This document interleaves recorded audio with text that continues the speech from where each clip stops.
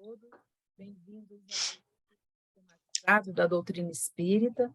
Nós que estamos fazendo o Evangelho Redivivo e dando continuidade, primeiro eu vou pedir para a Geórgia compartilhar a página inicial, que vai ser lida pela Carli, e logo após a Miriam Simone vai fazer a nossa prece.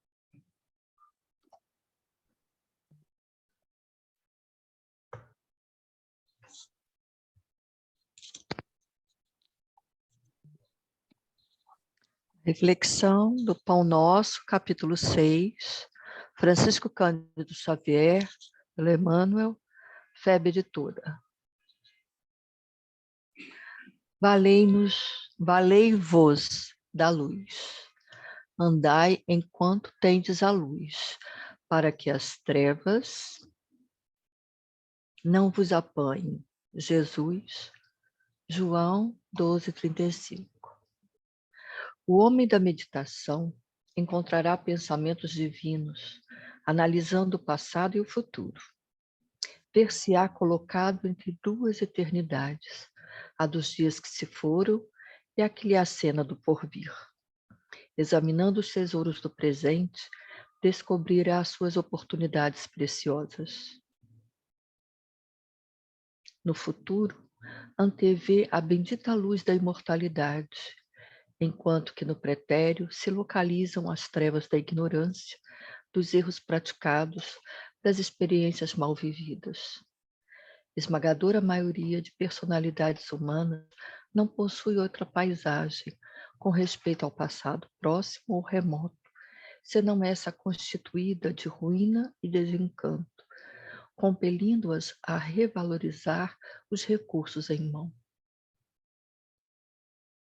A vida humana, pois, apesar de transitória, é a chama que vos coloca em contato com o serviço de que necessitais para a ascensão justa. Nesse abençoado ensejo, é possível resgatar, corrigir, aprender, ganhar, conquistar, reunir, reconciliar e enriquecer-se no Senhor. Refletir na observação do Mestre e aprender-lhe-eis o luminoso sentido. Andai enquanto tendes a luz, disse ele. Aproveitai a dádiva do tempo recebida no trabalho edificante. Afastai-vos da condição inferior, adquirindo mais alto entendimento.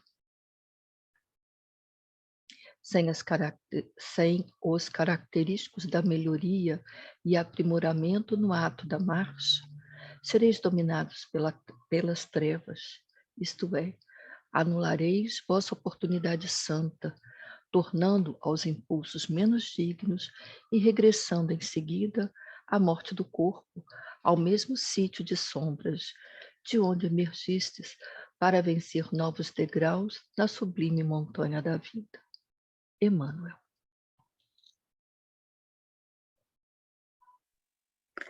Então, amigos, vamos elevar nossos pensamentos a Deus, agradecer por mais essa oportunidade de estarmos reunidos, agradecer por mais essa noite de estudo e pedir que essa luz divina possa fazer parte de nossas vidas durante todo o ensinamento do Evangelho Redivivo, para que possamos não apenas ouvir o que todos aqui passarão por aqui falarão, mas que esses ensinamentos consigam penetrar os nossos corações, porque só assim, quando tivermos com eles arraigados no nosso ser, é que conseguiremos ser um espírito melhor. E nós agradecemos por essa oportunidade de fazer parte dessa doutrina que tanto nos consola, nos orienta e nos ajuda a permanecer na estrada reta. Seja conosco, Pai, hoje, agora e sempre, por graças a Deus. Obrigada, Carli. Obrigada, Miriam Simone. Então, como eu havia falado, a gente vai dar continuidade ao estudo do Evangelho Revivido, redivivo. A gente está no livro 1, no tema 3.4, e a facilitadora, né, quem vai estar nos ajudando hoje a compreender esses temas é a Geórgia. Geórgia, a palavra é sua. Ok, Elisa. Então, boa noite a todos, né? Como está sendo gravado também, bom dia, uma boa tarde àqueles que, porventura, assistirem em outro horário. E vamos dar continuidade, né? Hoje é a segunda aula desse tema que a Elisa acabou de citar, né? Que é esse tema aqui, ó. Vamos lá. Deixa eu colocar isso. Então, nós estamos, né, hoje, dia 1º/11, fazendo uma revisão da aula anterior, e como eu sei que ainda vou esticar essa aula mais uma semana, vamos abrir o microfone, fazer as perguntas que quisermos fazer, né? Vamos nos ajudar a entender essa proposta do Evangelho Redivivo, que traz nesse tema 3.4 sobre Sócrates e Platão, né, que está na introdução do Evangelho segundo o Espiritismo, como Sócrates e Platão sendo precursores da ideia cristã e espírita. E nós iniciamos a análise da introdução 4, né, do Evangelho segundo o Espiritismo, que faz referência às citações de Sócrates por intermédio de Platão. Né? Platão foi, podemos até dizer assim, um discípulo dileto de Sócrates, né? Ou seja, um discípulo muito querido de Sócrates. E ambos, né, pela mensagem que levaram, que trouxeram e que passaram à frente, são considerados precursores da ideia cristã e espírita. E aí, fazendo uma rápida revisão, nós temos a Grécia e a missão de Sócrates. E lá no livro A Caminho da Luz, de Emmanuel, psicografia de Chico Xavier, nós temos uma mensagem que é, né, aí foram recortadas algumas partes dessa mensagem, nos dando essa ideia da vinda, né, muito antes do Cristo e dos essênios, que foram citados por Kardec na introdução desse capítulo, né, do capítulo 4 do Evangelho segundo o Espiritismo, a missão de Sócrates. Então, diz um trecho da mensagem de Emmanuel, nesse livro A Caminho da Luz, diz assim: enviados. O Cristo, antes de sua vinda ao mundo, enviou numerosa corte, e está escrito desta maneira aí, tá bom, gente? Foi recortado exatamente como é a mensagem, está com 2 olhos aí. Uma numerosa corte de espíritos sábios e benevolentes para a maturação do pensamento terrestre. Então, a gente vê que Cristo, muito antes, né, 5 séculos antes da vinda dele, já enviou Sócrates nessa missão, né, de começar a implantar na mentalidade das pessoas esse pensamento cristão, que tem muita ligação com a doutrina dos espíritos, né? Tem muitos pontos, e hoje nós vamos ver, pelo menos acredito que uma grande parte deles, existe uma correlação entre essa mensagem de Sócrates e o espiritismo. Então, Cristo já tinha enviado, né, espíritos sábios, muitos espíritos sábios e benevolentes, porque Cristo é o governador do nosso planeta e ele, desde sempre, né, esteve, desde o momento da formação do sistema solar, né, e da Via Láctea, e do sistema solar, e, consequentemente, do planeta Terra, ele já estava no comando desse trabalho. Então, esses espíritos benevolentes aqui chegavam já para começar a, vamos dizer assim, plantar a sementinha desse pensamento. Então, cidades populosas enchem-se de homens cultos e generosos, de filósofos e de artistas, que renovam para melhor as tendências da humanidade. Então, a gente está vendo que isso, né, apontado por Emmanuel no livro A Caminho da Luz, já corrobora com essa introdução que foi feita aí no Evangelho segundo o Espiritismo, no capítulo 4, né, no item 4. Mestres, como também está no livro, do cérebro e do coração formam escolas numerosas na Grécia, que assumiu a direção intelectual do globo inteiro. Olha a responsabilidade. Nascendo na Grécia, né? Mestres do cérebro e do coração, né? Do pensamento e do sentimento, da razão e da emoção, para assumir essa direção intelectual do globo. Os pensadores que trouxeram da intimidade dos templos o ensinamento dos grandes iniciados para as praças públicas, pregando a verdade às multidões. E aí continua, né? Allan Kardec, ele disse lá nessa introdução 4, que as grandes ideias jamais irrompem de súbito, ou seja, elas não vêm de uma maneira abrupta, né? As que assentam sobre a verdade sempre têm precursores que lhes preparam parcialmente os caminhos. E como a gente sabe, né? Hoje a gente ainda está num nível, né? 2000 anos depois, a gente já adiantou alguns passos do que éramos lá, há 2000 anos atrás. A nossa capacidade intelectual e moral era muito precária. Então, desde antes da vinda de Cristo, já tinha que ter essa maturação de pensamentos por causa da nossa pouca capacidade de raciocínio e sequer de moralidade. Então, essas ideias, as verdades, elas foram sendo trazidas aos poucos para que pudessem ser assim melhor apreendidas, né, pela humanidade em cada época, em cada circunstância da situação.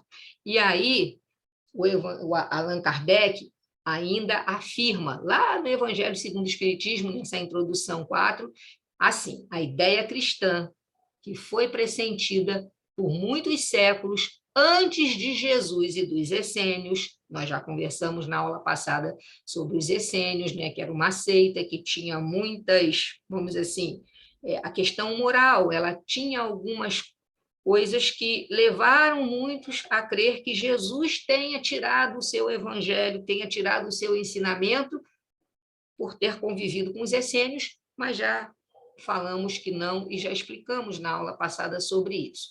Mas ele está dizendo aí, Kardec, né, que essa ideia cristã ela foi pressentida muitos séculos antes de Jesus e dos essênios, e tendo como principais, não são os únicos, os principais precursores, Sócrates e Platão. Sócrates, como Cristo, nada escreveu, ou pelo menos não deixou nenhum escrito, né? E aí entra naquela situação que já conversamos também. Sócrates, como Cristo, teve seus discípulos, que foram aqueles que registraram, né, vamos dizer assim, os discursos, registraram as pregações, aquilo que cada um deixou no seu tempo. Como Cristo também teve a morte dos criminosos, né, porque foram vítimas de quê? Do fanatismo daquele povo da época, porque eles atacavam as crenças que encontrara e colocando a virtude real acima da hipocrisia e do simulacro, né? Daquela, vamos dizer assim, o simulacro é como se fosse um protótipo, não é um protótipo, é uma cópia mal feita, né? Ou seja, ele atacava aquelas crenças porque eles colocavam a virtude real acima daquela hipocrisia, daquela coisa falsa, dissimulada, né? Por também haver numa única palavra combatido os preconceitos religiosos. Então, isso aí é uma comparação do trabalho entre a concordância entre Sócrates e Cristo, né? Então, nós temos aí, ó, como eu já falei, da revisão, nenhum escrito deixou, Sócrates, como Cristo, nenhum escrito deixou, e da doutrina de Sócrates só se tem conhecimento pelos escritos do seu discípulo Platão. Assim como Cristo teve a morte dos criminosos, combateu os preconceitos religiosos, também foi acusado pelos fariseus do seu tempo, né? Sócrates também foi acusado pelos fariseus do seu tempo, fazendo uma correlação com os fariseus na época de Jesus, né? Corrompendo por quê? Por que que eles foram acusados? Porque, na verdade, eles o acusavam, tanto Sócrates como Cristo, de corromper o povo com os ensinamentos que ministrava. E Sócrates, assim como Cristo, proclamava o dogma da unidade de Deus, da imortalidade da alma e da vida futura.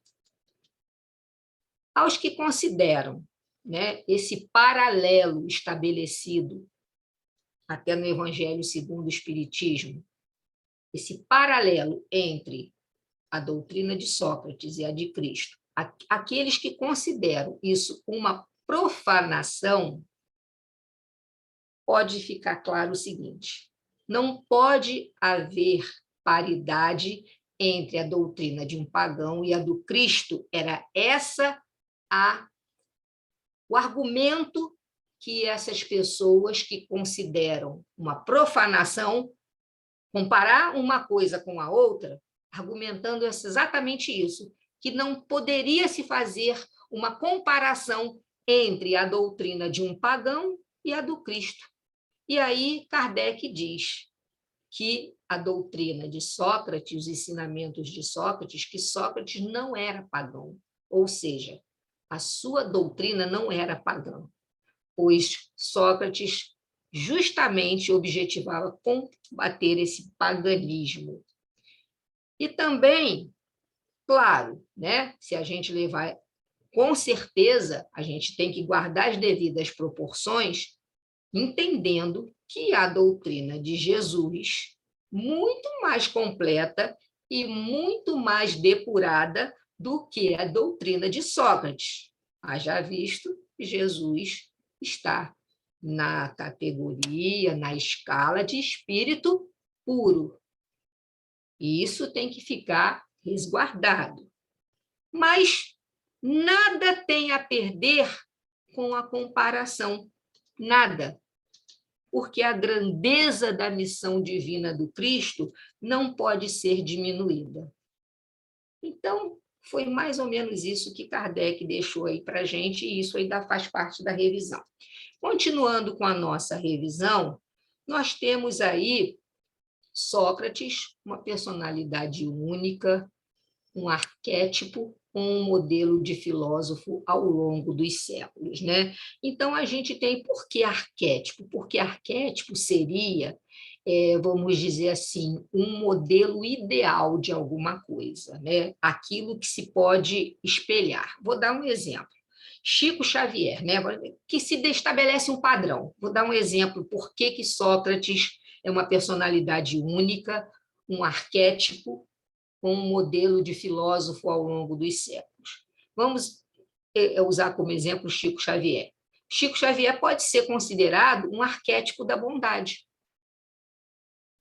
Por quê? Porque quando você fala em bondade, você tem algumas personalidades, não só Chico, mas você vem à sua mente algumas personalidades que representavam essa questão da bondade.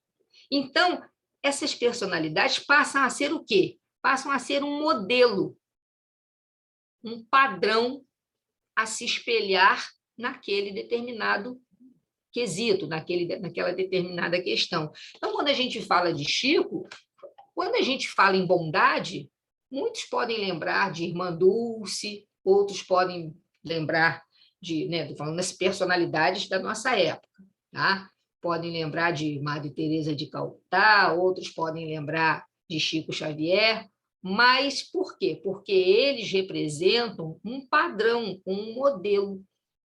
Então, Sócrates, ele era um arquétipo de filósofo na essência, né?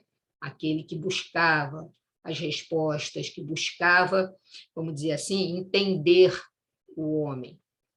Ele nasceu em Atenas, as datas aí é porque não se tem certeza, pode ter sido 470 ou 469 a.C.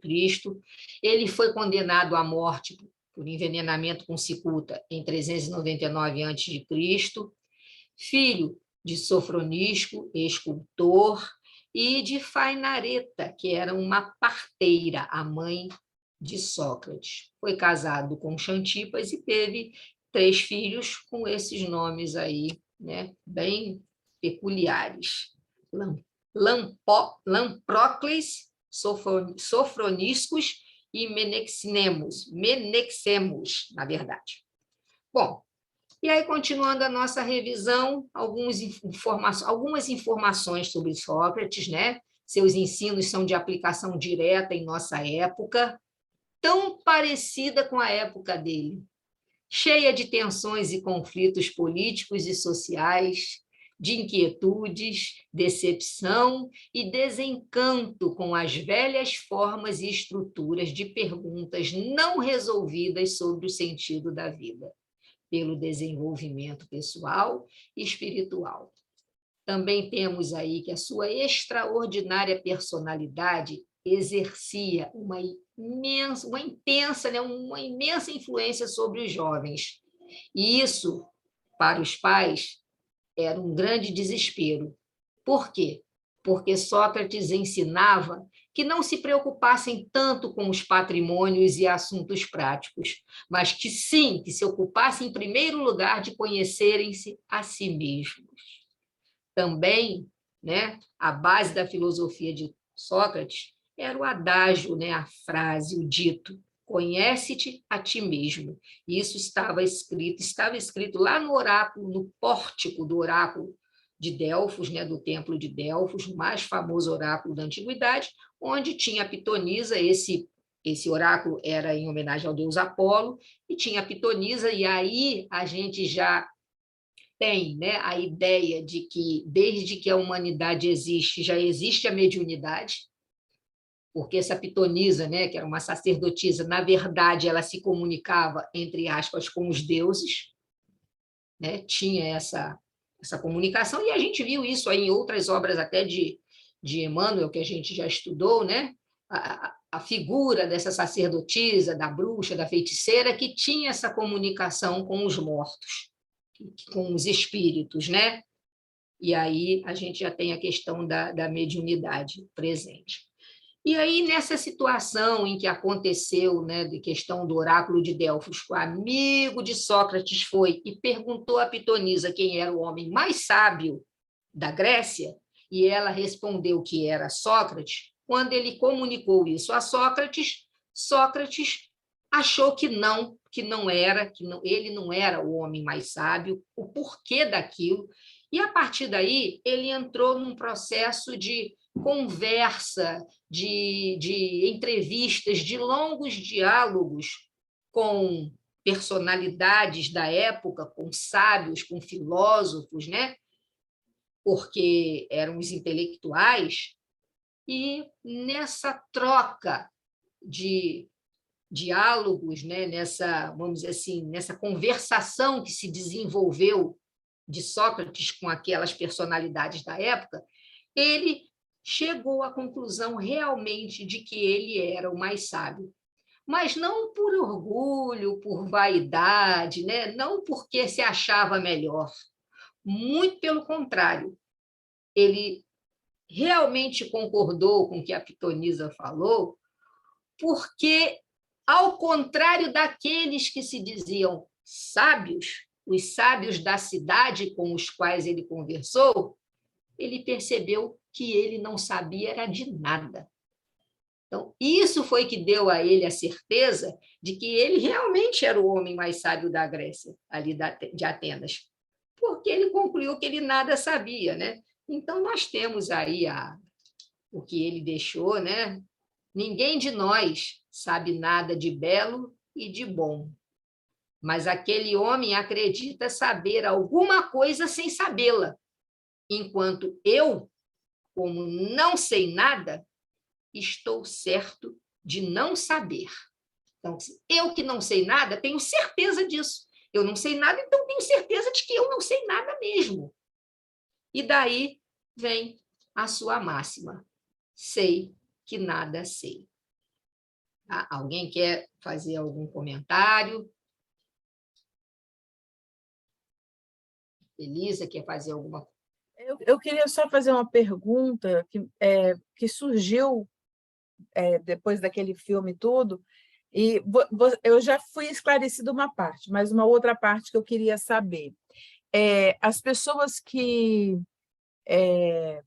condenaram ele, que foram um grupo de amigos, ou foi aquele grupo de pais junto com um grupo de amigos que conspiraram para como é que eu vou falar? Para Para colocá-lo naquela... É como se fosse assim, para denunciar. parar, né, todo o trabalho que ele vinha fazendo, né? Porque, na verdade, Sócrates ele não tinha escola, ele percorria apenas, né, nos lugares públicos, e ali ele ia fazendo o seu discurso, ele ia conversando com as pessoas, e foi dessa maneira cada vez mais adquirindo vamos dizer assim, os adeptos, né, os discípulos. Quem praticamente foi o promotor, né, do julgamento e, subsequentemente, até da condenação, foi um filósofo da época chamado Meletus. Meletus. Ele foi vamos dizer assim, foi o que promoveu, né, a acusação, ele foi o promotor, ele que falou no julgamento, que colocou as situações, o que Sócrates estava promovendo naquela juventude, que tipo de comportamento, que ele não acreditava naqueles deuses, enfim, né? Todos os questionamentos que Sócrates fazia, ele colocou aquilo no julgamento e ele mesmo sentenciou. Ele mesmo promoveu a sentença. Eu não sei se vai dar tempo de passar hoje, mas talvez fique para a próxima aula, um filme do julgamento de Sócrates, daquele mesmo que passamos a semana passada, né, que fala da maiêutica e dessa ironia, né, que eram as técnicas usadas por Sócrates. Eu também tenho do julgamento dele exatamente isso, em praça pública, Meletus acusando, né, colocando para ele a situação e ele tentando se defender. E a maiêutica socrática, né, que ele usava duas técnicas para fazer esse trabalho que ele fazia de retórica, de conversação, né, com as personalidades, com os sábios. E essa palavra maiêutica, eu trouxe isso aí da revisão da semana passada que eu fiz, falei, né? Ela pode ser traduzida como obstetrícia, como está aí para vocês, né? Ou seja, a arte de realizar partos. Como sua mãe. Na verdade, essa maiêutica, né, foi uma homenagem, né, que ele fez à mãe pelo fato da mãe realizar partos, porque a mãe trazia, né, as crianças à vida. E ele considerou que ele também realizava partos, mas não de bebês, partos de ideias, né? Por quê? Porque, na verdade, ele acabava fazendo com que as pessoas colocassem o que tinham dentro de si, porque ele ia indagando, indagando, e ele percebia duas coisas. Aqueles que chegavam até ele cheio de dúvidas, ele fazia com que a pessoa, entre aspas, parisse as ideias, né? Colocasse as suas ideias para fora. E aqueles outros com os quais ele dialogava, que diziam saber a resposta das coisas, ele usava também a ironia, que era uma outra técnica dele, que ele fazia perguntas em cima de perguntas e as pessoas não conseguiam, depois de um determinado tempo, responder mais, porque ele percebia que essas pessoas, na verdade, não sabiam a verdade das coisas e apenas eram o quê? Reprodutoras daquilo que aprenderam. Inclusive, ele observou isso no próprio pai, que era escultor, e que ele percebeu que o pai não criava nada de novo, o pai apenas reproduzia as técnicas que tinha aprendido com alguém. Então, nessas andanças dele, nessas observações que ele fez, ele chegou a essa conclusão, né? Ele falou sobre isso. Então, Sócrates, ele tinha isso de como base, né, do seu trabalho. Então, a maiêutica, esse método filosófico, né, que foi criado por ele, consistia nesse jogo de perguntas e respostas, sucedidas de mais perguntas. Então, ele ia, aliando-se à maiêutica, vinha a ironia, com a intenção de demonstrar que o pensador, né, ele era como as chamadas autoridades em determinados assuntos, que julgavam saber, que, na verdade, não sabiam de nada, mostrando que o conhecimento conceitual não era atributo de muitos homens que se consideravam sábios. Então, a partir daí, ele, usando esse método, né, de maiêutica e ironia, de tirar de dentro da pessoa aquele conhecimento, e muitas vezes ele percebeu que os ditos sábios não sabiam de nada, ele utilizava, né, essas duas técnicas, a maiêutica e a ironia. Então, assim, a maiêutica e a ironia constituíam, por excelência, essas principais formas de atuação do seu método dialético, do seu método de conversação. E, dessa maneira, ele ia desfazendo os equívocos e tornando compreensível as nuances que iam permitindo cada vez mais a reflexão interna, né, proporcionando a criação de juízos cada vez mais fundamentados na razão. Então, era esse o trabalho dele, e assim ele foi viver.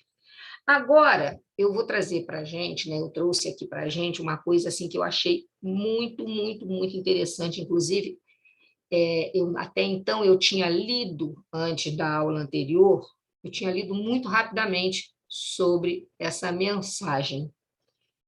E é uma pena que o Marcelo não está aqui hoje, porque, inclusive, eu conversei com ele na quarta-feira e nós fizemos um comentário sobre uma citação que é atribuída a Sócrates, que é a citação que diz o seguinte, vocês vão ver isso ainda hoje na minha apresentação, eu deixei mesmo, porque o slide foi tirado do site da FEB e eles colocaram essa citação, então eu deixei exatamente por isso. Mas nessa mensagem que vocês vão acompanhar agora, recortes dela, porque ela é grande, se vocês tiverem interesse em ler por completo, é só acessar aí esse livro, Crônicas do Além-Túmulo, né, de Humberto de Campos, Psicografia de Chico Xavier. Tem uma citação que é atribuída a Sócrates, que diz que ele, antes de morrer, depois que ele tomou o veneno, quando ele já estava sentindo os efeitos do veneno, ele lembrou a um dos discípulos que pagasse um galo que estava devendo a alguém. Vocês vão ver essa citação. E ele diz aqui nessa mensagem, através de Humberto de Campos, né, que traz essa mensagem pela psicografia de Chico Xavier, mas Humberto de Campos também já estava desencarnado, que isso é uma ironia descabida que foi atribuída a ele. Ou seja, então foi colocada pelo site da FEB. Então vamos lá, né? No Instituto Celeste de Pitágoras. Então, foi no Instituto Celeste de Pitágoras, e aí tem um asterístico, onde está assim. Esse nome, Instituto Celeste de Pitágoras, foi um nome convencional, isso foi ditado pelo autor espiritual, no caso, por Humberto de Campos. Instituto Celeste de Pitágoras foi um nome convencional para figurar, né, para, assim, vamos dar uma ideia de como seriam os grandes centros de reunião espiritual lá no plano do invisível. Como se fosse um local dos grandes eventos para as reuniões espirituais que acontecem no plano espiritual, no plano invisível. Tá?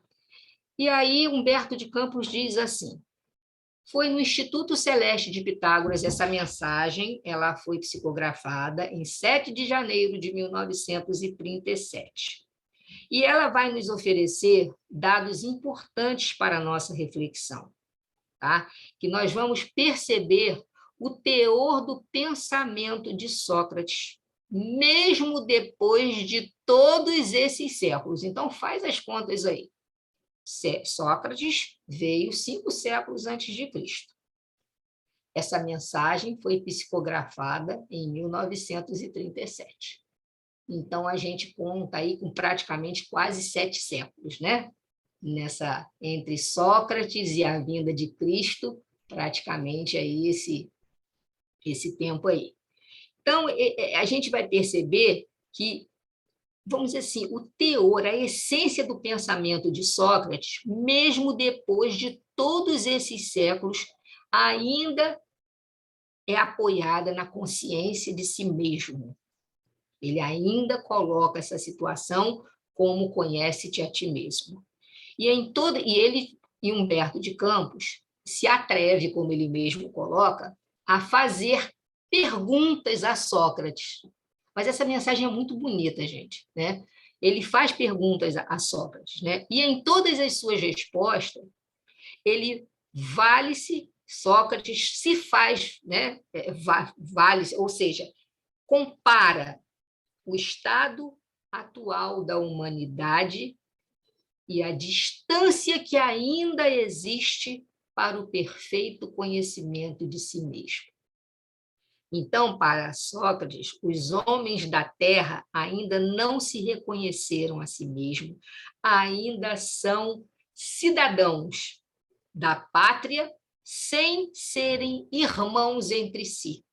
Ele coloca isso. Por isso que ele diz, Sócrates diz isso nessa mensagem, que é inútil enviar ao mundo suas mensagens benevolentes e sábias. Ele diz isso para Humberto de Campos. É inútil levar ao mundo, na atual situação que se encontra, as minhas mensagens, que são benevolentes e sábias. E ele acrescenta ainda também que mesmo entre os filósofos atuais, porque Humberto faz perguntas aí variadas, né? As suas verdades também não seriam reconhecidas, porque esses filósofos da atualidade ainda mantêm um pensamento cristalizado. Ele coloca isso. Tá? E vocês vão ver praticamente aí no meio da mensagem, ele ainda faz uma indagação para Humberto de Campos. Não foi por lá pela terra, que também crucificaram o Filho de Deus, que lhes oferecia a própria vida para que conhecessem e praticassem a verdade? Quer dizer, foi oferecido o Filho de Deus e foi crucificado. Então, vamos à mensagem. Tá? Humberto de Campos diz assim: foi no Instituto Celeste de Pitágoras que vinha encontrar, nestes últimos tempos, a figura veneranda de Sócrates, o ilustre filho de Sofronisco e Fenareta. E aí eu recortei bastante, porque é grande, mas começa assim: a reunião nesse castelo luminoso dos planos erráticos era, nesse dia, dedicada a todos os estudiosos vindo da terra longínqua. O palácio consagrado a Pitágoras tinha aspecto de severa beleza, à maneira das maravilhosas edificações da gloriosa Atenas do passado. Lá dentro, isso é Humberto descrevendo o cenário desse encontro, né, dessa conclave. Lá dentro, agasalhava-se toda uma multidão de espíritos ávidos da palavra esclarecida do grande mestre que os cidadãos atenienses haviam condenado à morte 399 anos antes de Jesus Cristo. Ali se reuniam vultos venerados pela filosofia e pela ciência de todas as épocas humanas, e muitas outras figuras respeitáveis da sabedoria dos homens. Aonde está a reticência, gente? É porque eu fui retirando as partes. Mas, nesse ponto, ele cita os principais filósofos e pensadores que estavam nessa reunião. E aí vocês vão se espantar que o próprio Humberto de Campos notou a ausência de Platão. Mas vamos continuar.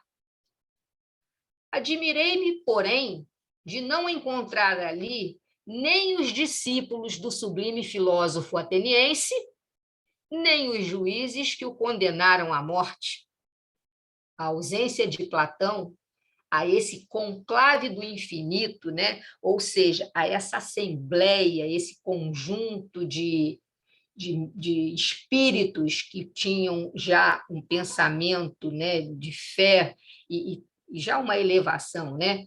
Então, a ausência de Platão a esse conclave do infinito impressionava-me o pensamento, quando, na tribuna de claridades divinas, se materializou aos nossos olhos o vulto venerando da filosofia de todos os séculos. Foi quando Sócrates apareceu. Da sua figura irradiava-se uma onda de luz levemente azulada, enchendo o recinto de vibração desconhecida, de paz suave e branda. Aí ele descreve Sócrates e depois ele continua. Onde os olhos brilhavam infinitamente cheios de serenidade, alegria e doçura. As palavras de Sócrates contornaram as teses mais sublimes, porém, olha aí o detalhe, inacessíveis ao entendimento das criaturas atuais. Então, olha só, ele disse que o que Sócrates veio trazendo era tão sublime que era inacessível ao nosso entendimento. Tal a transcendência dos seus profundos raciocínios. Falou-no da mais avançada sabedoria espiritual. Discorreu sobre a liberdade dos seres nos planos divinos que constituem a sua atual morada e também sobre os grandes conhecimentos que esperam a humanidade terrestre no seu futuro espiritual. Daí ele foi fazendo um apanhado do discurso de Sócrates nesse dia.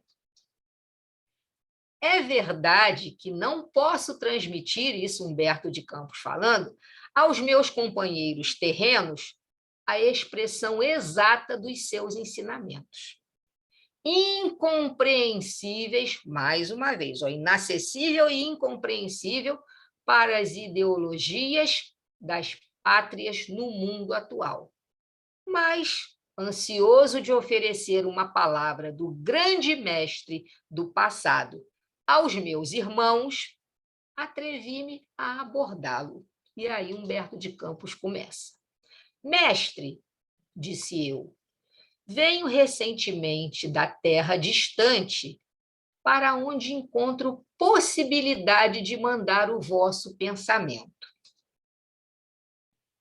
Aí ele pergunta a Sócrates, desejaríeis enviar para o mundo as vossas mensagens benevolentes e sábias? Vamos ver a resposta de Sócrates.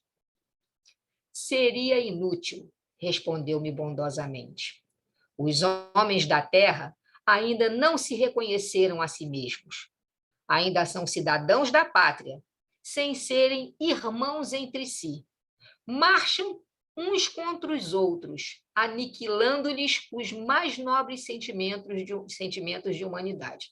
Isso ele falou em 1937. Se a gente colocar esse discurso hoje, em 2022, cabe.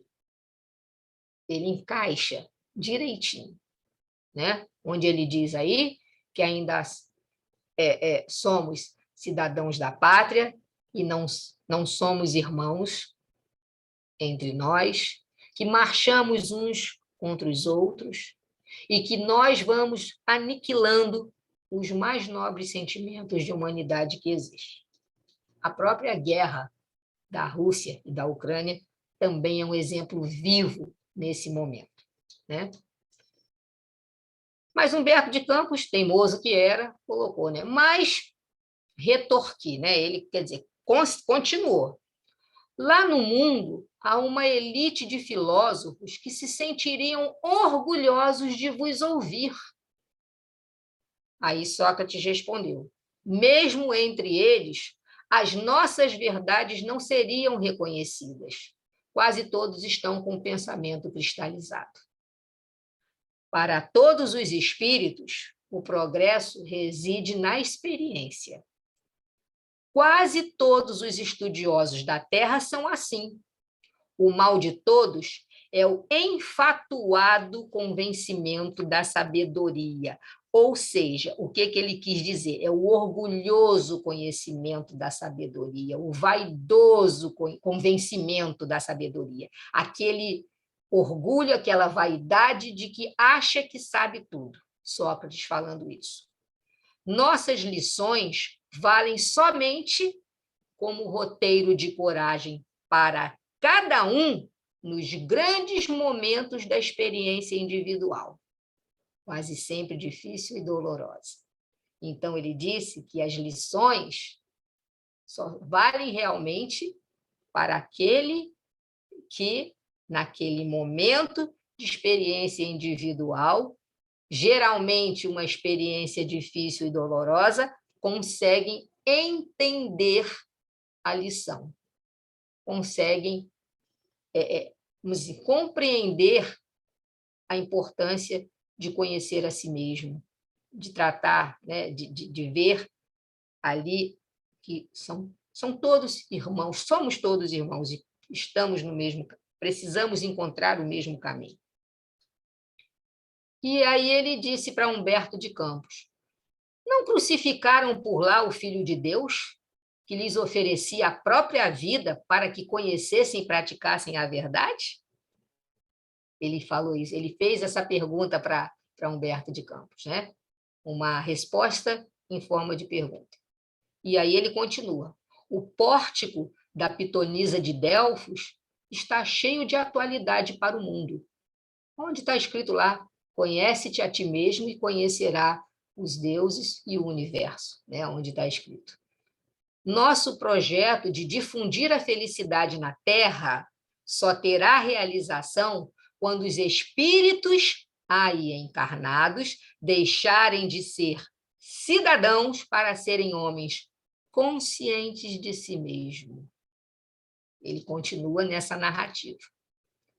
Os estados e as leis são invenções puramente humanas, são justificáveis. E aí, nesse momento, Sócrates diz: são de acordo com a evolução moral dos seres encarnados. Essas leis, o Estado, essas invenções puramente humanas, elas se justificam exatamente pela nossa evolução, vamos dizer assim, pelo estágio em que nós nos encontramos da nossa evolução moral.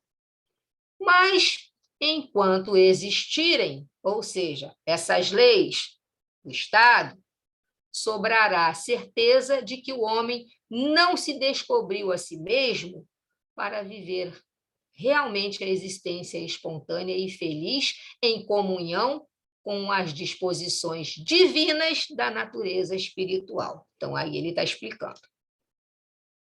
A humanidade está muito longe de compreender essa fraternidade no campo sociológico, nesse convívio em sociedade. Está muito longe ainda de compreender. E aí Humberto fala que ficou impressionado com essas respostas, mas continuou a interrogar Sócrates. Apesar, olha outra pergunta que ele faz a Sócrates, apesar dos milênios decorridos, tendes a exprimir alguma reflexão aos homens quanto à reparação do erro que cometeram, condenando-vos à morte? Então, nesse momento, ele quer saber se Sócrates tem alguma coisa a dizer aqueles que o condenaram à morte, né, cometeram o erro de condená-lo à morte. E olha o que ele responde. De modo algum, Meletos e outros acusadores estavam no papel que lhes competia. E a ação que provocaram contra mim só podia valorizar os princípios da filosofia do bem e da liberdade que as vozes do alto me inspiravam, para que eu fosse um dos colaboradores na obra de quantos precederam no planeta o pensamento e o exemplo vivo de Jesus Cristo. Então, ele diz que não tinha, né, nenhum pensamento ali, nenhuma reflexão a fazer em relação àqueles que cometeram aquele erro, né? Ou seja, tentando passar uma lição de que fizesse com que os seus acusadores, né, reparassem aquele erro cometido, que foi o que condenou à morte. Disse que não tinha, não, que eles estavam... Aí a gente lembra, para fazer outra comparação, de Judas em relação a Jesus. Jesus não condenou Judas. Judas estava ali fazendo exatamente o papel que ele precisava fazer, né?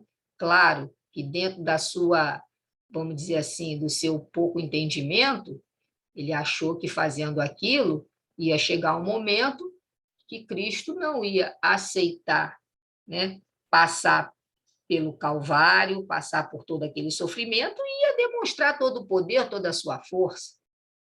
Mas Jesus não ia fazer aquilo, assim como Sócrates. Não, já que eu fui condenado, eu vou cumprir a minha sentença. Eu não vou fugir. Como Sócrates, teve possibilidade de fugir. Sócrates foi oferecido a ele a possibilidade de fugir lá do cárcere antes dele tomar o veneno. Disse que não, eu vou para onde? Vai para uma cidade tal lugar. E lá, como é que eu vou me portar perante as pessoas? Essa não é a minha verdade. E Cristo também, né? Já que foi, vamos dizer assim, entregue e foi condenado, e preferiram libertar o Barrabás, né? O bandido, ao invés de liberá-lo, de libertá-lo, o que aconteceu? Cumpriu a sua condenação. Então, aí ele está dizendo exatamente isso, que Meletos e os outros que também o acusaram, mas o principal foi Meletos, porque foi ele que fez o julgamento e depois a sentença de morte, né? Estavam no papel. E a ação que eles provocaram contra ele valorizou mais ainda os seus princípios na filosofia do bem, a liberdade, né, que as vozes do alto inspiraram tanto Sócrates, para que ele também colaborasse nessa obra, né, de que precedeu Jesus, a vinda de Jesus. Então, olha como é que, né, realmente foi muito esperada essa visita de Sócrates. Aí Humberto pergunta: poderias dizer algo sobre a obra dos vossos discípulos? Aí agora, nesse momento, então, já que não vou falar mais dos acusadores, que ele já disse que estavam no papel que deveriam cumprir, então agora eu quero que Sócrates fale sobre os seus principais discípulos, né? E aí ele fala: é de lamentar as observações mal avisadas de Xenofonte. Xenofonte era um militar que acompanhava os discursos de Sócrates e também escreveu muito sobre Sócrates. Lamentando igualmente, né? Quer dizer, ele não só lamentava as observações erradas que Xenofonte fez, como também ele lamentava igualmente que Platão, aí entra o dileto discípulo dele, não haja representado fielmente a minha palavra. Por que ele falou isso? A história admirou sua apologia, né? A história admirou aquela exaltação que Platão fez sobre Sócrates. Aí Sócrates está falando isso. A história admirou a sua apologia. Na sua apologia, os discursos sábios e bem feitos. Mas a minha palavra não entoaria ladainhas laudatórias. O que ele quis dizer isso? Falação elogiosa. Traduzindo aqui para o nosso português, puxação de saco. Tá? Foi isso que ele quis dizer aí. Mas a minha palavra, o que ele quis dizer é o seguinte, né? Platão não representou fielmente a minha palavra. A história admirou na sua apologia, ou seja, em toda a reverência que ele fez, os discursos sábios e bem feitos que ele trouxe, mas eu, Sócrates, né? A minha palavra não ia entoar falação elogiosa aos políticos da época e nem se desviaria para as afirmações dogmáticas no terreno metafísico, ou seja, onde a palavra de Sócrates não ia defender coisas que estavam fora do alcance da crítica. Isso que ele quis dizer aí nesse momento. Então ele disse, tá, Platão falou, a história aplaudiu, mas ele não representou fielmente a minha palavra, porque eu não era puxa-saco de político da época, e nem muito menos desviaria as minhas afirmações para um campo, né, de situações que não teriam como se criticar, que não teriam como se explicar, como se ele fosse o dono da verdade, né? De defender coisas que estavam fora do alcance do entendimento. Tá? E aí ele diz, vivi com a minha verdade para morrer com ela. Louvo, todavia, a Antístenes, que falou com mais imparcialidade ao meu respeito. Então, foi o que ele disse ali. Esse Antístenes não aparece como um dos discípulos, né? Vamos dizer assim, exaltados de Sócrates. Mas ele aí, nessa mensagem passada em 1937, ele falou, louvo, todavia, a Antístenes, que falou com mais imparcialidade ao meu respeito. Julgáveis, então, que me abalançasse nos últimos instantes da vida a recomendações no sentido de que se pagasse um galo a Esculápio, ou seja, nesse momento ele fala, né? Julgáveis, quer dizer, vocês acham que eu iria, né? Que eu iria me atrever nos últimos instantes da minha vida a recomendar a um dos meus discípulos que se pagasse um galo a Esculápio? Aí olha o que ele continua falando. Semelhante expressão a mim atribuída constitui a mais incompreensível das ironias. Por isso que eu coloquei isso aí bem em destaque. Porque o próprio slide feito pela FEB, desse Evangelho Redivivo, traz essa frase como dita por Sócrates nos últimos instantes da sua vida. E ele coloca aí para Humberto de Campos, nessa psicografia de Chico, exatamente isso. Julgáveis, então, que eu ia me atrever, nos últimos instantes da minha vida, recomendar que se pagasse um galo a Esculápio? Semelhante expressão a mim atribuída constitui a mais incompreensível das ironias. Isso ele disse. E aí, Humberto continua, está quase terminando. Mestre, e o mundo? Ele fala. O mundo atual é a semente do mundo paradisíaco do futuro. Não tenhais pressa. Mergulhando-me no labirinto da história, parece-me que as lutas, aí ele cita, né, nessas reticências aí, está citado lá na mensagem, ele cita a luta entre Atenas e Esparta, que ele participou, entre tantos outros acontecimentos grandiosos da época, né? Aí ele diz assim, Mergulhando-me no labirinto da história, parece-me que essas lutas são acontecimentos de há poucos dias. Entretanto, tudo que representou a pátria dele, né? Os juízes, os soldados, os monumentos, tudo que existia naquela época, que foi minha pátria, como ele diz aí, estão hoje reduzidos a um punhado de cinzas. E aí ele termina. A nossa única realidade é a vida do espírito. Isso Sócrates falando. E Humberto continua. Não vos tentaria alguma missão de amor na face do orbe terrestre, dentro dos grandes objetivos da regeneração humana? Então, olha o que Humberto pergunta para ele. Você não cogitaria uma missão de amor lá na Terra, né, para ajudar nessa regeneração da humanidade? Olha o que Sócrates respondeu.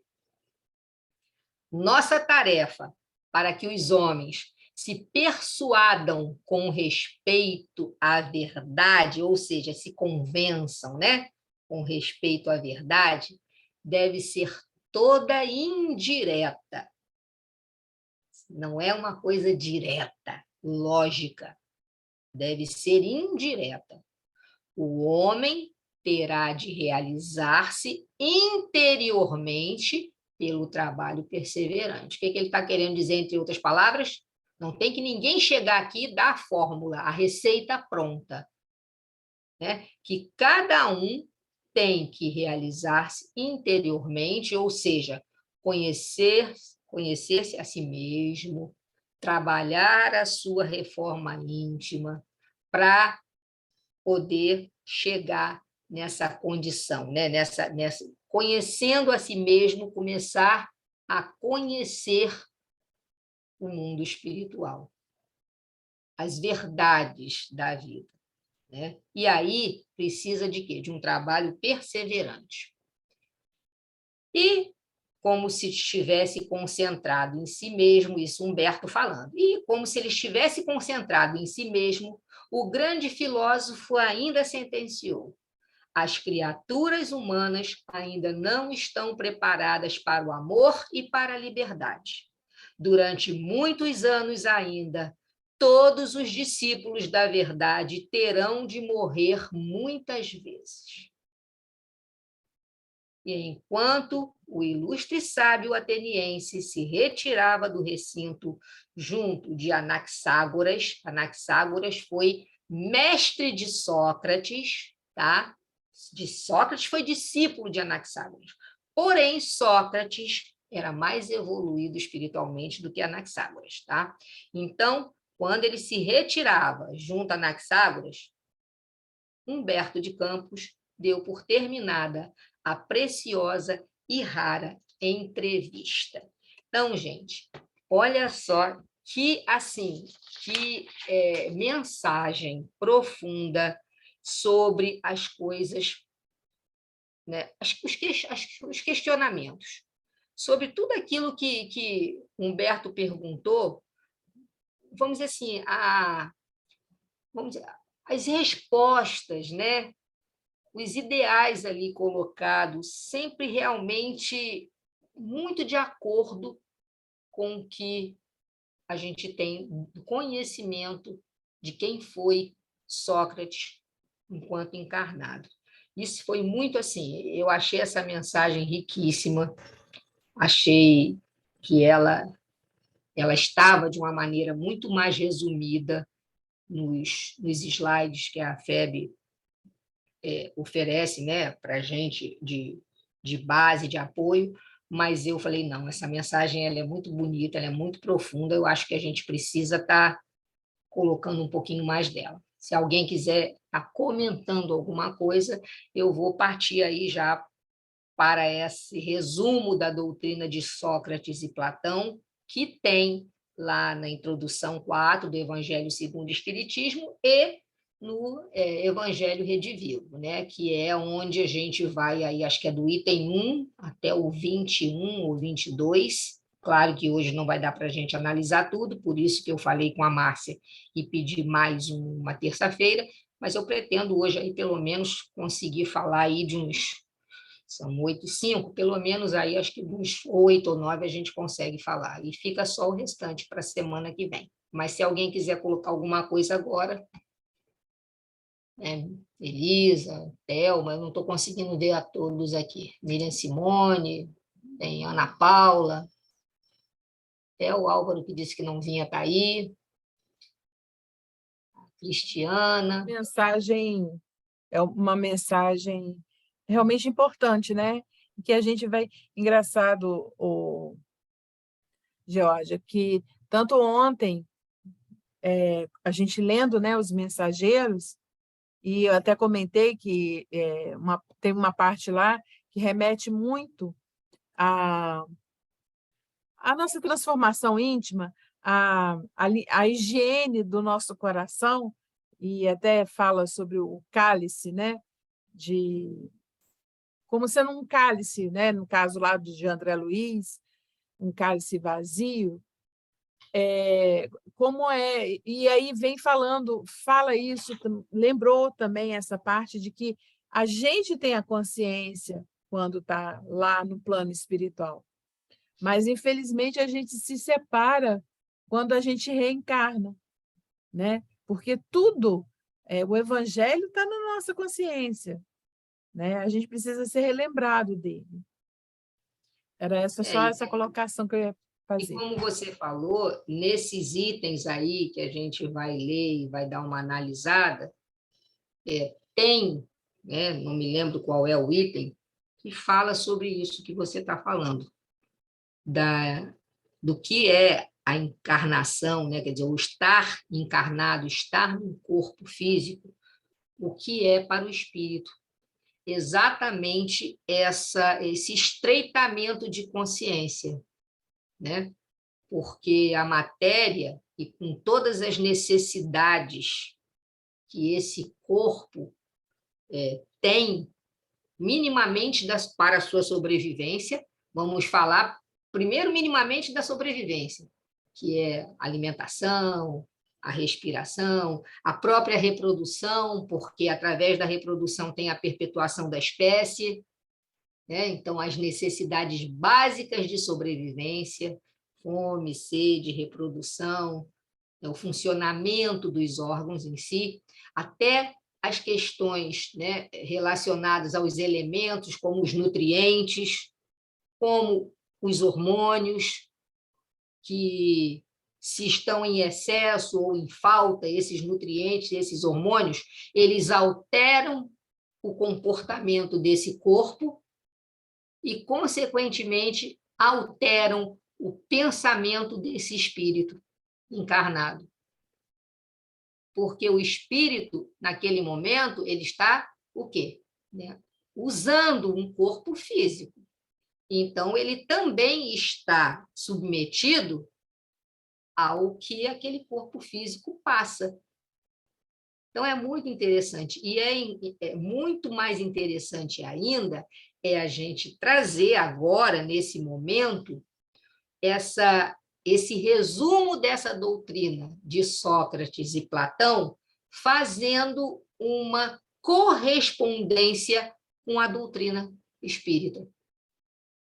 Entendeu? Então, nesse momento do estudo, o Evangelho Redivivo propõe, né, nessa parte, é justamente isso, é a gente analisar ponto a ponto do resumo dessa doutrina de Sócrates e Platão, fazendo uma correlação, procurando nas obras básicas, nas obras subsidiárias, os pontos de comum acordo entre ambos. Então, olha que Sócrates trouxe há 5 séculos antes de Cristo e olha o que a doutrina espírita nos traz. Então, o primeiro ponto é esse aí. O homem é uma alma, olha, isso é resumo da doutrina de Sócrates, tá? Aqui eu não estou colocando a doutrina espírita ainda, estou colocando o resumo da doutrina de Sócrates e Platão. O homem é uma alma encarnada. olha vamos dizer, a poesia, a filosofia por trás dessas palavras. Antes de sua encarnação, ela existia junto aos modelos primordiais. Aí vamos buscando na memória aí. Os modelos primordiais. A gente está falando de quê? De princípio inteligente e princípio material. Então, ela existia junto aos modelos primordiais, as ideias da verdade, do bem e do belo. Separou-se deles ao encarnar. Sócrates falando da alma, né? Separou-se deles ao encarnar. E, lembrando-se do seu passado, sente-se mais ou menos atormentada pelo desejo de a eles voltar. Ou seja, de onde essa alma veio e, quando encarnada, separou-se das ideias de verdade, do bem e do belo, né? E, quando encarnada, fica mais ou menos atormentada pelo desejo de voltar à sua origem. Gente, isso é 5 séculos antes de Cristo, né? Que ele colocou essa ideia aí. Então, em relação a esse item 1, Kardec coloca que Sócrates deixa bem claro aí, fica bem esclarecido aí para a gente, se a gente extrair a poesia dessa mensagem, a diferença e a independência entre o princípio inteligente e o princípio material. Aí ele já está dizendo, né? Ele deixa aí a distinção, ou seja, a diferença que existe entre o princípio inteligente e o princípio material. Tá? E ainda vai além. Kardec comenta sobre esse item 1, resumo dessa doutrina de Sócrates e Platão, que Sócrates ainda vai além. Ele fala da pré-existência da alma, da vaga intuição que ela aguarda de um outro mundo, a que aspira, ou seja, para onde essa alma quer retornar, da sua sobrevivência ao corpo, porque diz aí, antes da encarnação, e depois diz, separou-se no momento de encarnar, e depois diz que sente-se atormentada em voltar. Então, olha só, Kardec vai colocando isso, né? Pré-existência da alma, da vaga intuição que guarda de um outro mundo que aspira, da sobrevivência dessa alma ao corpo, da sua saída do mundo espiritual, porque ela saiu do mundo espiritual para encarnar, e depois volta a esse mesmo mundo após a sua morte. Tá?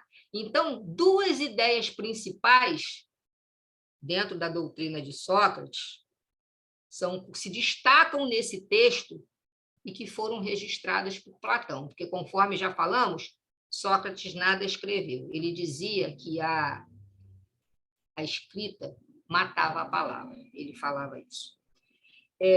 Somos espíritos imortais que temporariamente envergamos em um corpo físico, ou seja, a alma encarnada, e antes da encarnação, vivíamos como espíritos em outro plano da vida, que era o mundo espiritual. Tá? Então, essas ideias estão aonde? No Livro dos Espíritos, codificado lá por Kardec, em 1800 e alguma coisa. Me fugiu agora. Então, nós temos aí, no Livro dos Espíritos, trazendo para a gente que somos espíritos imortais e que temporariamente encarnados, para que possamos, vamos dizer assim, evoluir, para que possamos melhorar, né? E antes dessa encarnação, a gente vivia onde? Vivia como espírito em outro plano da vida, que era o mundo espiritual. Então, em relação a esse item 1, que Sócrates nos traz, né, através de Platão, Kardec fez esses comentários. deixando que Sócrates aí deixou bem claro a diferença e a independência do princípio inteligente do princípio material, e falou da pré-existência da alma, da vaga intuição de que a alma guarda de onde veio, de um mundo onde veio, que aspira a voltar para esse mundo, da sobrevivência do corpo, desse espírito além do corpo, e, além disso tudo, a saída que tem do mundo espiritual para depois retornar a esse mundo espiritual. Então, aí nós temos o quê? No mundo espírita, para fazer aí a correlação para a gente, né, compreender. Oi? O Alvinho levantou a mão. Você quer fazer alguma pergunta, Álvaro? Gente, Oi? hoje, boa noite para vocês todos aí. Hoje, aqui no Rio, foi tanta chuva. Eu vou sair mais cedo porque, para mim, eu estou perdido nessa reunião hoje. Assim, para mim Depois não, você, para mim depois não você assiste, tá?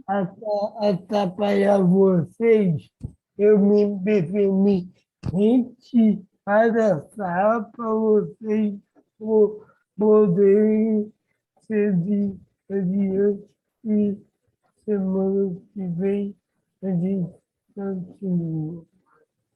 Ok, se Deus Tá quiser. bom. Então, até Beijo. semana que vem. Beijos a todos. Até tempo. Tá bom. Então, olha só, para a gente fazer essa correlação, nós temos aí, né, no Livro dos Espíritos, a introdução ao estudo da doutrina espírita, capítulo 6, do mundo espírita. Nós temos esse pequeno resuminho aí. Os seres materiais constituem o mundo visível, que é o mundo corpóreo, e os seres imateriais, o mundo invisível ou o mundo espírita, isto é, dos espíritos. O mundo espírita é o mundo normal, primitivo, eterno, pré-existente e sobrevivente a tudo. Já o mundo corporal é secundário, poderia deixar de existir ou não ter jamais existido, sem que por isso se alterasse a essência do mundo espírita. Os espíritos revestem temporariamente um invólucro material perecível, cuja destruição pela morte lhes restitui a liberdade. A alma é um espírito encarnado, sendo o corpo apenas o seu envoltório. Então, isso aí fazendo face com o resumo item 1 de Sócrates, escrito aí, deixado por Platão. Item 2. Dá tempo da gente comentar o item 2. Ao contemplar, o item 2, né? Ao contemplar a sua própria essência, ela, a alma, se volta para o que é puro, eterno, imortal e, sendo da mesma natureza, permanece nessa contemplação tanto tempo quanto possível. Entendam que o que está aí no resumo é, vamos dizer assim, de uma forma bem poética, né? Então, olha só. A alma, ao contemplar a sua própria essência, ela se volta, porque a essência dela, né, de onde ela veio, ela se volta para o que é puro, para o que é eterno, para o que é imortal. E, sendo da mesma natureza, permanece nessa contemplação tanto tempo quanto possível. Cessam, então, as perturbações, pois ela está unida ao que é imutável. E a esse estado de alma que chamamos de sabedoria. Então, olha o que Sócrates falou. Que a alma, quando ela consegue contemplar a sua própria essência, quando ela consegue perceber sem aquele corpo físico, né? Ela se volta para o que é puro, para o que é eterno, imortal, porque é da mesma natureza. Foi criado por Deus, é o do princípio inteligente. E ela vai permanecer nessa contemplação tanto quanto tempo for possível. E aí, então, se cessam as perturbações, né? Pois ela está unida ao que é imutável. E aí a gente chama esse estado de sabedoria. E aí o comentário de Kardec, né? O homem que considera, comentário de Kardec em relação, primeiro, a esse resumo aí, a esse trecho da fala de Sócrates. O homem que considera as coisas da terra, de baixo, né? Ele usa esse termo, as coisas de baixo, da terra à terra, ou seja, que considera aquilo que é só material. Do ponto de vista material, então, Kardec fala, aquele homem que considera as coisas daqui de baixo, somente no ponto de vista material, vive iludido. Kardec começa fazendo esse comentário desse item assim. Porque para apreciar, né, ele ainda diz que para apreciar tal como deve ser apreciado, para apreciar da maneira como deve ser apreciado, é preciso vê-las do alto, do ponto de vista espiritual. Então, ele diz, se a gente fica com essa visão rasa, só olhando as coisas daqui, do ponto de vista material, que a gente vive iludido. Que para você realmente ver as coisas como elas devem ser vistas e apreciadas, a gente tem que olhar com os olhos do espírito. Então, a verdadeira sabedoria deve, portanto, de modo algum, isolar a alma do corpo, deve, né, fazer, aliás, deve isolar a alma do corpo para poder ver com os olhos do espírito. Então, ele diz que a verdadeira sabedoria, realmente, só vai alcançar a verdadeira sabedoria aquele que conseguir, isolando a alma do corpo, olhar com os olhos do espírito. E aí, né, ele vai falando que os materialistas e todas as demais pessoas que não conseguem admitir, não conseguem aceitar a pré-existência e a sobrevivência do espírito, têm muita dificuldade de entender esse conceito aí milenar. Porque está mergulhado aonde? No materialismo.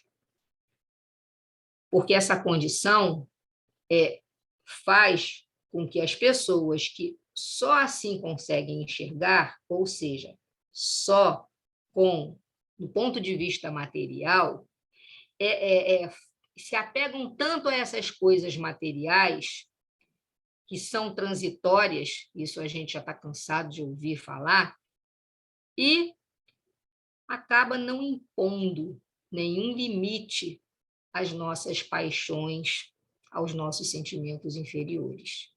Porque justamente por só ter olhos para ver o material, não se tem limite para as nossas paixões, não se tem limite para aquele sentimento inferior, aquele sentimento que nos coloca numa condição ruim, né, para a nossa evolução. E aí o ser humano, né, só vai começar a melhorar moral e intelectualmente, né, tanto a parte intelectual quanto a parte moral, quando conseguir compreender que a vida continua, além dessa que temos aqui, após a morte do nosso corpo físico, né? E que, no futuro, nós retornaremos para outras existências corporais sempre que necessário. Então, ele só vai começar a se melhorar, cada ser humano, cada um de nós, só consegue começar a se melhorar quando a gente começa a compreender essa continuidade da vida, né? E esse retorno para que possamos aparar as arestas.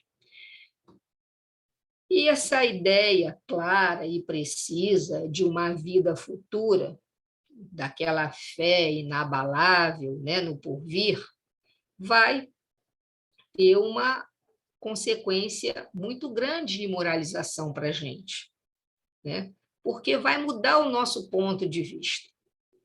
A partir do momento que a gente começa a ter a ideia clara dessa vida futura, que a gente começa a entender, né, o porvir e essa fé inabalável naquilo que não está aqui na Terra, que não é material, né, naquilo que vai nos levar a uma condição de espíritos puros, só a partir desse momento é que a gente vai se movimentar para frente, para o caminho que a gente precisa realmente trilhar, porque a gente vai começar a enxergar um outro ponto de vista, completamente diferente do ponto de vista material. Então, essas vicissitudes, essas tribulações dessa vida vão ser encarados por nós de que maneira? Como incidentes que precisam acontecer e que nós precisamos suportar com paciência. É difícil? Ora, vejam só, hein? Estamos nós aqui no lelê.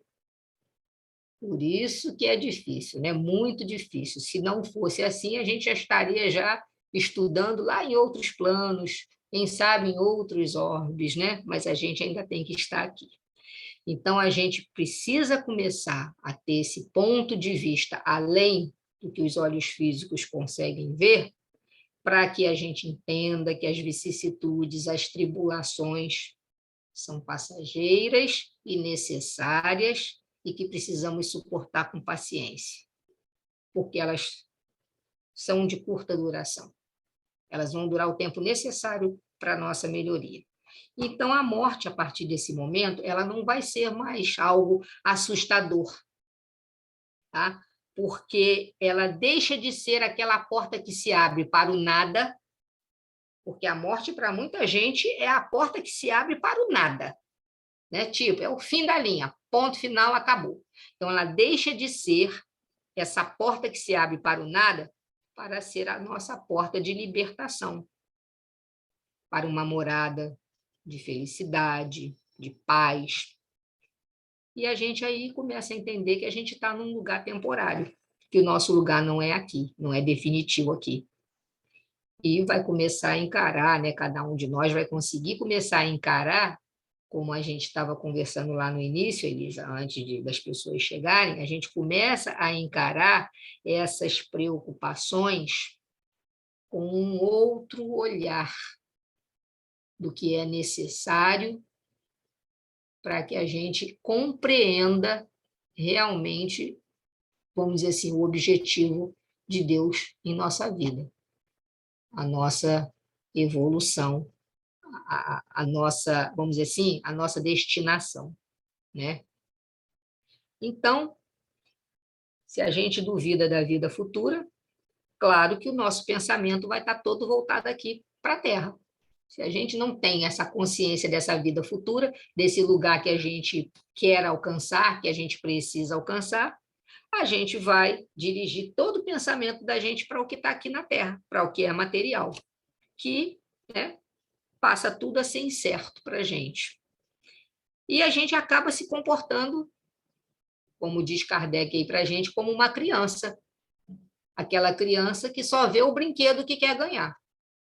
Eu quero o brinquedo, é só aquele brinquedo que me importa, né? E se por acaso ela perde um brinquedo daquele, ela fica revoltada e magoada. É assim que somos nós, em relação às coisas da Terra. Se a gente perde aquilo que era o nosso objeto de desejo, a gente fica magoado, revoltado, a gente culpa um monte de gente. Oi, já está dando 8h30, né? Ah. Aí eu vou encerrar aqui para... É que nós temos Não, uma eu tô... reunião logo depois. Ah, tá, eu estou Então, vendo aqui aí até a hora aqui no... no computador, eu estou vendo. Aí eu vou terminando, encerrando aqui, então, esse item 2. Então, em relação a isso, né, contemplar essa nossa própria essência, que se volta para o que é puro, entre outras palavras, é o que Kardec coloca para a gente, né, na doutrina, da questão da destinação do espírito, né, que nós fomos criados simples e ignorantes, destinados à perfeição, a voltar para a nossa essência. Mas voltar de que maneira? Primeiro, deixando para a gente conseguindo se livrar pelas nossas reencarnações, pelo caminho que a gente precisa trilhar, cada um dentro daquilo que foi planejado e do que precisa rever dos seus erros, e a gente vai voltar para onde? Para a nossa essência, a gente vai voltar para aquilo que é puro, que é eterno, que é imortal, né? E a gente vai ficar contemplando isso e as nossas perturbações vão cessar. Então, esse foi o item 2 aí de Kardec. Depois teria o item 3 mesmo, tá? Então, fica para a próxima semana, do 3 em diante, para a gente terminar. Como não vai ter revisão, a gente vai tocar direto. Muito obrigada, Gel. E eu vou pedir para a Ana Paula. Ana Paula, teria como você fazer a nossa prece de encerramento? Sim, Elisa. Sim. Obrigada. Pode fazer já? Pode sim. Então, vamos lá. Vamos fechar nossos olhos, elevar nosso pensamento ao alto e agradecer. Te agradecemos, ó Pai, pela oportunidade bendita de mais uma noite de aprendizado. Obrigada, Senhor, por todo o ensinamento que a Georgia nos passou e que possamos, Senhor, levar essa reflexão para nossos lares, para nosso aperfeiçoamento moral. Que o Senhor esteja sempre conosco, nos envolvendo nessa busca pelo saber, pelo querer aprender, por nos melhorarmos cada dia mais. Fica conosco, Senhor, nos guiando e nos intuindo sempre no caminho do bem. Que assim seja, graças a Deus. Obrigada a todos, que tenham uma boa noite, quem estiver nos assistindo agora, e mais tarde, quem for assistir, né, um outro dia, uma boa noite também, quem estiver nos assistindo, um outro horário. E até semana que vem. Oi? Não, é porque eu vi aqui o chat aqui, mas era o pessoal dando boa noite. Pensei que tivesse alguma pergunta. Semana que vem, então, a gente dá continuidade. A gente termina. Eu vou interromper a gravação